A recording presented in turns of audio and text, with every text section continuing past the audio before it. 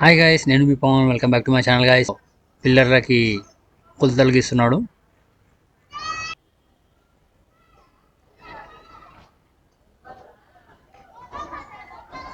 మనకైతే మన దగ్గర అయితే 4x4 కాలాలు అయితే వేస్తున్నారు. ఫస్ట్ కాలం అయిపోయింది, ఏదైతే సెకండ్ కాలం వేస్తున్నాడు.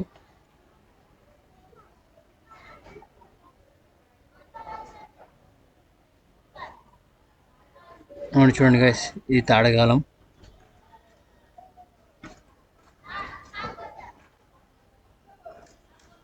ఇది ఫోర్త్ కాలం.